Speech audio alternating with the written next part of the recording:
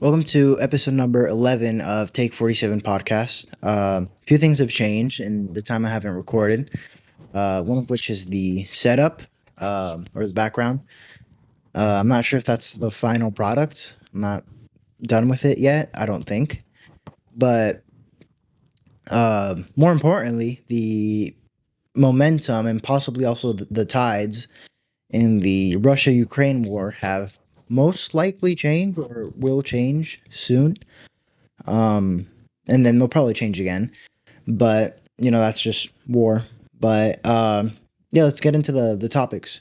So last Wednesday, I had a video planned and recorded. I just didn't upload. The video was not great in terms of quality and really topics.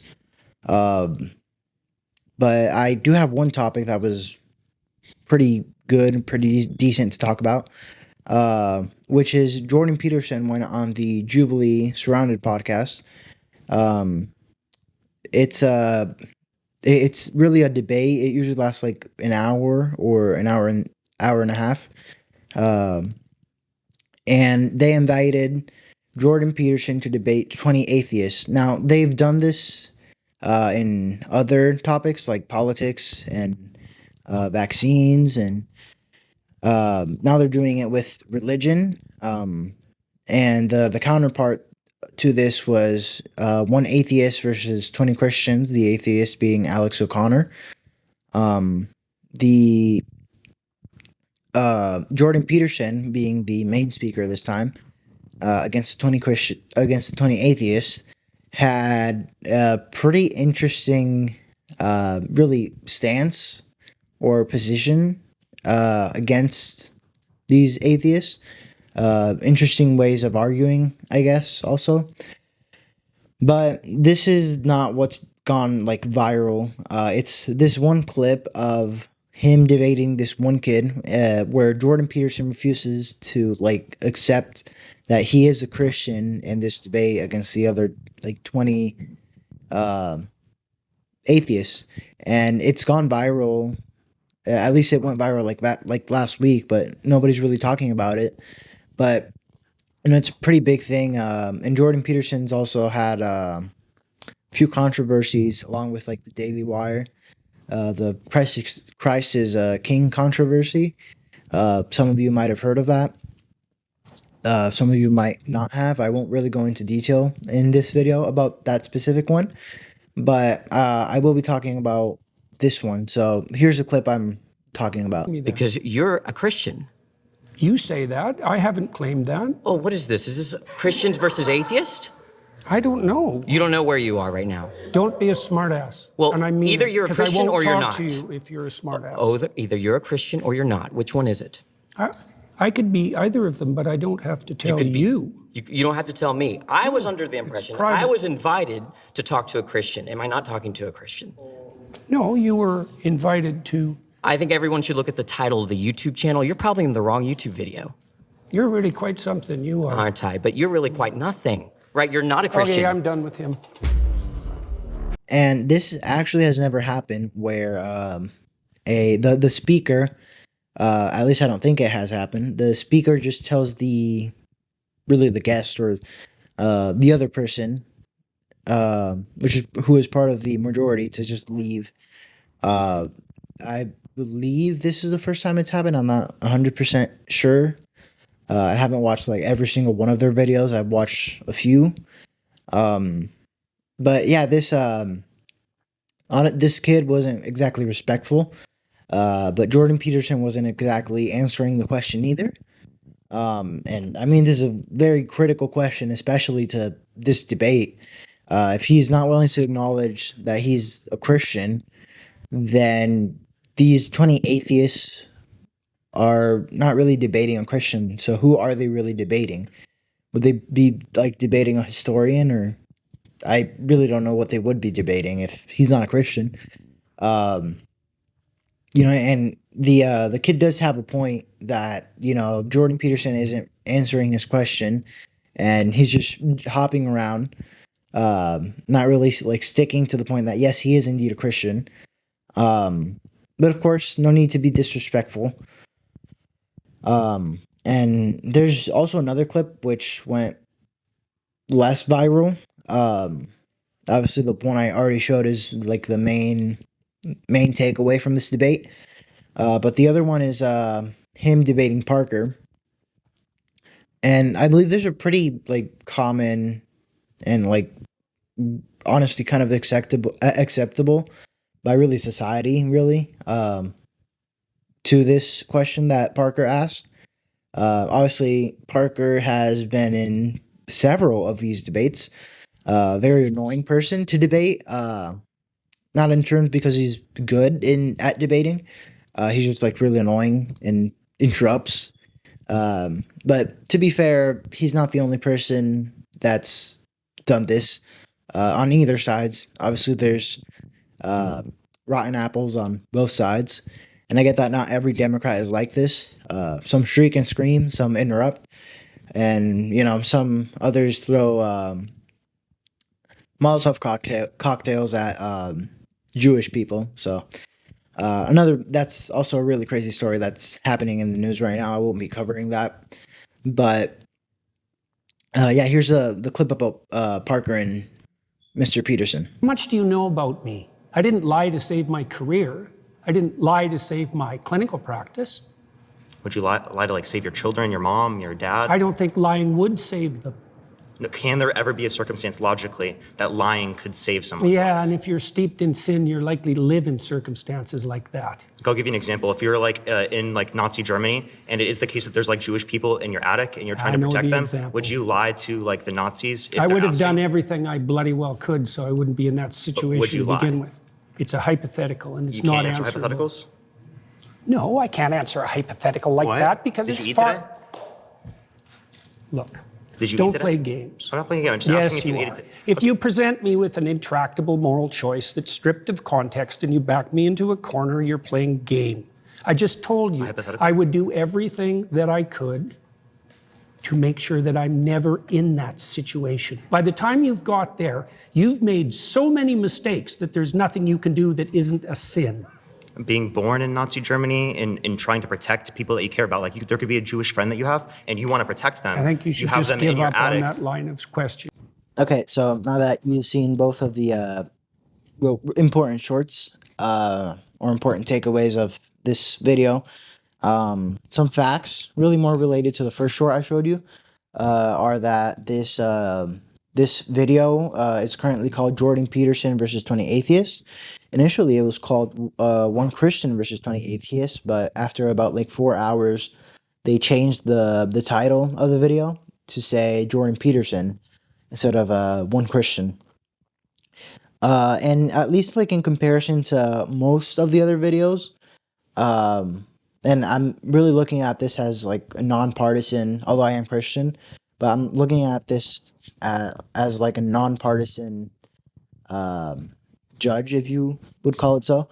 I would say that he brought up some pretty good prompts in terms of like at least like in comparison to really anybody else, including conservatives or Democrats or atheists or whatever. I think he brought up some really good claims to defend. Obviously, some of these kids were getting off topic, which doesn't really help Peterson because that's not what he's there to debate about. But you be the judge of this. Tell me if the kid's reaction was, or the kid's insult technically was good, was reasonable or not.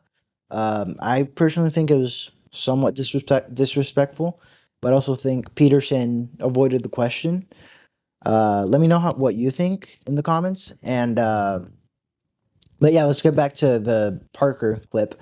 So there's obviously a very common answer that like 99.999% of people would say that 0.0001% would be Mr. Peterson, which isn't really saying no. He's just not answering the question, which is kind of even worse than, it's in a way worse, but it's it's arguable as to whether he did the right thing in avoiding the question. I don't think he did the right thing in avoiding the question. I would have just said yes or no. But yeah, this again, Parker isn't really like the best person to debate or argue with. And Mr. Peterson again avoided the question. If you watch like the whole debate, it's about, I think it's like an hour and a half long. I'm not sure as of like what the exact duration of the video is, but he avoided questions like 80% of the video. He was really just like avoiding questions. He avoided like 80% of the questions in the video. Some of which were honestly questions that I do wish he would have answered. Including this one, the one that Parker asked. But yeah, again, also let me know what you think about that one in the comments. What would you do? What would you do? And then, okay, so on to the next. Okay, so on to the next topic. So North Korea, this happened quite some time ago. But again, it's not really a time sensitive thing to talk about. At least, well, not that time sensitive. Like, if I talk about this in like 3 years, that'd be weird. But North Korea did like a ship launch. It was like a propaganda like celebration or something in North Korea with their army, a bunch of people, and their supreme leader Kim Jong-un and his daughter, who is rumored to be the successor of the country as their new leader, were both there. Obviously, super important people in the country. Probably like arguably the two most important people in the country. But the first ship that they launched was, everything went well. Also, we're talking about like 5,000 ton giant warships that are very expensive. So the first one went well. The second one, though, one of the sides got stuck on land. And if I can find a video or a photo, I'll like show how they're launching the ships. It's I won't show up like probably the exact footage. I believe there is none because it's, well, North Korea. They're not exactly open to the press. But yeah, there's throwing it sideways into the ocean. Most of the time, or another way of like launching ships, essentially, other than like slowly lowering them into the ocean from a platform, would be to like throw them like head on. But another way would also just be to do it like how they did it, sideways. And obviously this was kind of an embarrassment for North Korea, considering this was like a power display in a way. But obviously this didn't go very well. Kim Jong-un said that it was a disgrace, and that the person responsible for this would be punished. And honestly, I mean, I don't really know what to say here. But there is a comical side to this story, other than, the bad news and that somebody will get punished for something that could have really happened to anybody. Obviously a very expensive mistake, and something that isn't very good to the North Korean military's image. But yeah, something kind of funny that happened. The U.S. is like 3 days after this happened, or 4 days. The U.S. announced that it was going to remove about like 4,500 troops from South Korea and relocate them somewhere else. I believe they didn't say where, but they just said that they were going to take them out and put them somewhere else, which is kind of funny. Maybe they might think that North Korea is less of a threat, or they might be strategically relocating to somewhere, I don't know, Taiwan, maybe like somewhere around China, which would probably make more sense, or maybe somewhere in Europe. It doesn't really like specify or say where they are putting these troops now. But yeah, that's a slightly comical view ish like side for the story.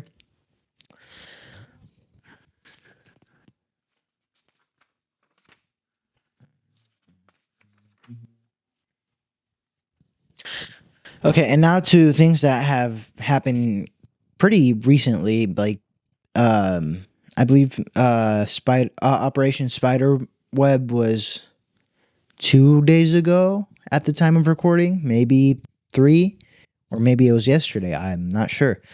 But yeah, this was a very big attack that Ukraine launched on Russia, on several Russian military bases, where they destroyed 41 strategic bombers that had nuclear capabilities. And this is a pretty big fleet, around $7 billion in damages. And this is kind of devastating to the Russian army. Of course, $7 billion to like the U.S. military is like 0.7% of our military budget, or what's going to be our military budget if the big beautiful bill does get passed. But 0.7% to the U.S., but it's about like 5%. It's a little less than 5% of the Russian military budget, which is about $150 billion. But I mean, yeah, this is a pretty big blow to Russia. And I honestly don't think Russia's going to sit down and stay quiet. I think that they're going to retaliate. They're probably, honestly, I expect a very, very harsh response. Obviously, they've lost billions of dollars and thousands of men, and maybe even civilians have died in this war, obviously. But I really did not expect Russia just be calm and sit down and do nothing about this, especially after what happened today. I believe today at 5 a.m., 5 a.m. in the United Kingdom, or 5 a.m. in Ukraine, a bridge that connected Russia to Crimea, which is a piece of Ukraine that was annexed in 2014 by Russia. A bridge that connected Crimea and Russia was the target of an attack. Some explosions by the Ukraine, with about, I believe, about 1,100 kilograms of explosives were detonated beside one of the support pillars underwater, causing pretty substantial damage to the bridge. They shut down the bridge, but then they opened it again. But I believe causing about 1,100 kilograms were detonated, causing some decent damage on the bridge. The bridge wasn't destroyed, but we need to keep in mind that the bridge doesn't need to be, destroyed, pieces of rubble and nothing left of the bridge. That's not necessary. You just need the bridge to be unstable and unsafe enough for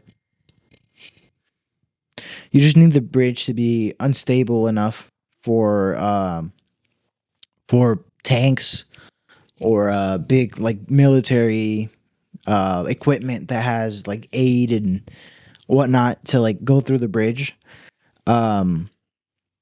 It's a pretty big bridge. It's 12 miles long.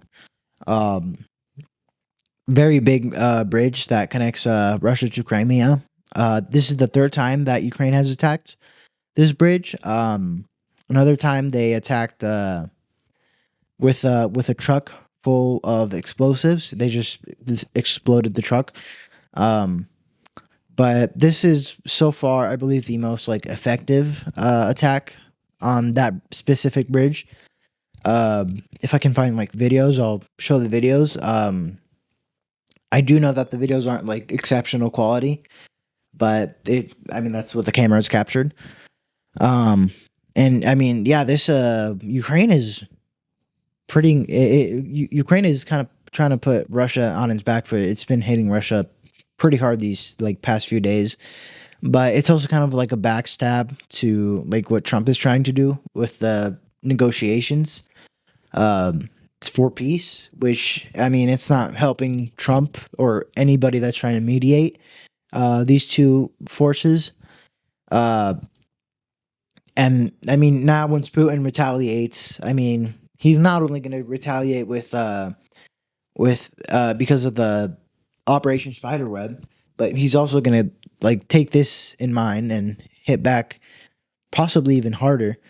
The bridge wasn't taken down, and I believe nobody was hurt or killed, which is good news. But I mean, yeah, these two are just trading blows every like 2 days. Now we have to see what Russia's gonna do. Like, how are they gonna respond? I mean, there could be the possibility of this new weapon that's being developed being used in Ukraine by Russia. It's like a nuclear bomb without the radiation, but it has like pretty devastating effects. It's just like a big explosion, like mushroom cloud or anything like that. It's just uh, it has the power of a nuclear bomb, but no radiation or radioactive winter. I believe that's what it's called. I'm not very sure. But yeah, it's very devastating, like upon impact, but it doesn't have nearly like the same severe uh, after effects or side effects. Um, and I mean, obviously, since it's not like a nuclear classified weapon, without like the radiation, obviously, um, I guess it technically could be used and be fine with some countries. Like some countries might just let it slide. I doubt that the nearby countries would let it slide.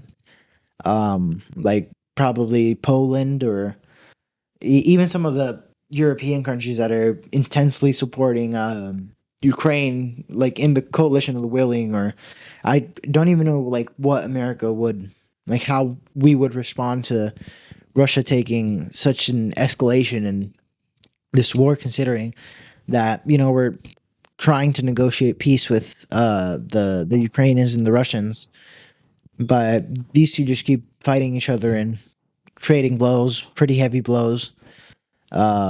It's devastating to both countries. Obviously, we should just like stop this entire war, even though like some like war hawks, want to like uh keep this war going, because logically it does make sense that we just give our money and like supplies or aid to another country to kill off. So we're just giving everything to Ukraine. They're just using their people, their men, to fight off Russia, and we are indirectly killing Russians through the Ukrainians. But the Ukrainians are also dying, and it's kind of harsh, the reality, right? But it does make sense because we are killing off an entire generation of the Russian military without harming like our own military. We're just giving them like some new technologies, some like pretty advanced technologies, um, and like most of the things that we're giving away aren't like super, like top of like some of our top weapons. We're just giving like more outdated ish stuff, but things that are still relevant and can give some decent blows to Russia. But it does make sense, like what the neocon warhawk perspective of this war is.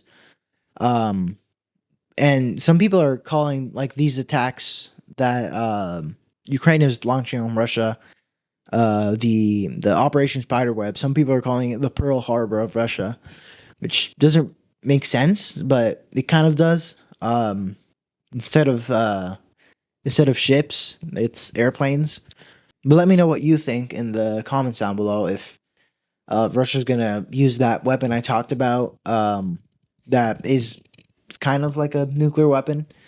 I don't know what the name of the thing is. If I find out, I'll place it down here or something. I believe China also has this type of weapon. I haven't heard anything about the U.S. having this weapon, but let's be honest, we probably have it already. In a bigger, better, stronger version, considering who's the president. But yeah, let me know what you think about this whole situation in the Russia-Ukraine and them just keeping escalating this entire situation without rest. So yeah, just let me know what you think, and see you next video.